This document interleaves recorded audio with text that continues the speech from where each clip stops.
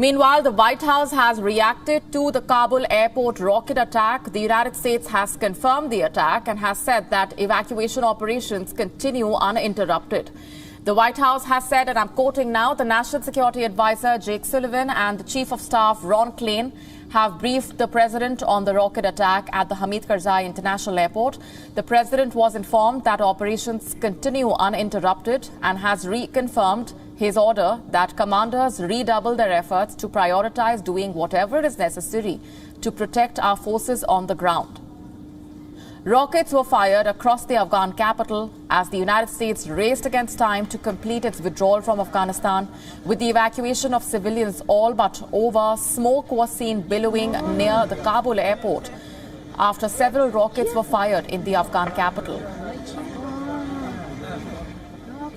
Officials say that the rockets, which were aimed towards the airport, have been intercepted by the air defense system. A former security official has said the rockets had been fired from a vehicle in the north of the city.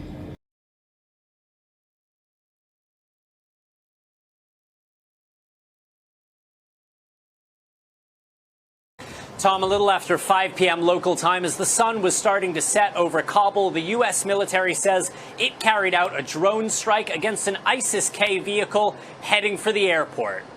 The drone tracked the white car as it drove through this residential neighborhood just west of the airport, and the strike happened around 2 miles from the perimeter. U.S. Central Command says the vehicle was packed with explosives and posed an imminent threat. When it was hit, those bombs went off and caused significant secondary explosions. You can see this happened right next to houses, and there are reports that an Afghan child was killed in the blast.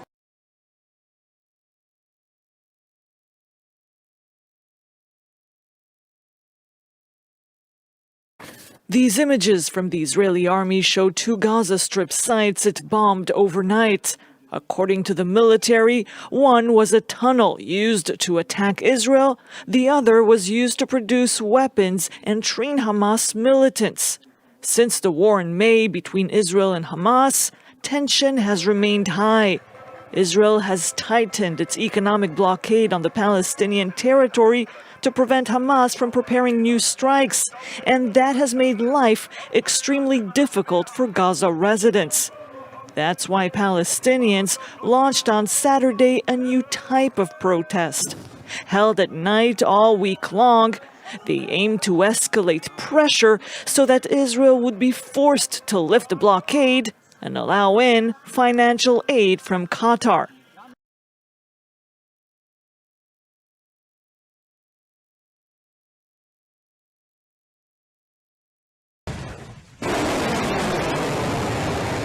North Korea could soon be resuming production of its nuclear weapons.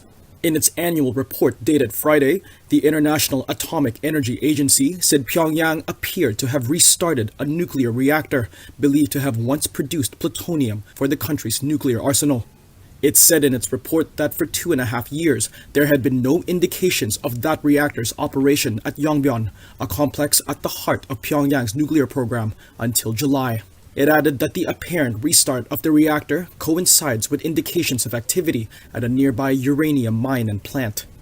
That comes after the IAEA said there had been signs at Yongbyon of possible reprocessing work to separate plutonium from spent reactor fuel earlier this year.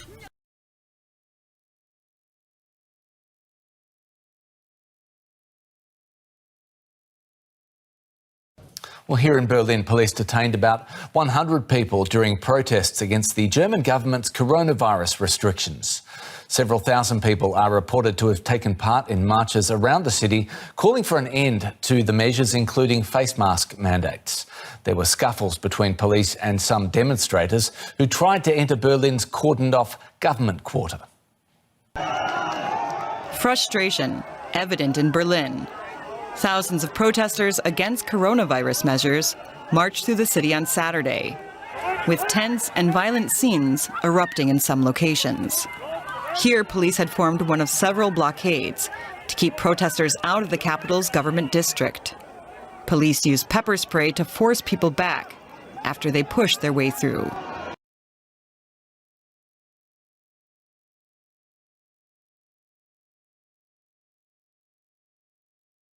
The The entire city of New Orleans is without power following the arrival of Hurricane Ida to the U.S. Gulf Coast. The Category 4 storm brought powerful winds after making landfall in the state of Louisiana, damaging power lines as it moved inland. Forecasters say the storm could bring a potentially catastrophic tidal surge and major flooding in its wake. It's not just the harsh winds. As Hurricane Ida plows into Louisiana, the storm brought torrential rain and a tidal surge to the Gulf Coast.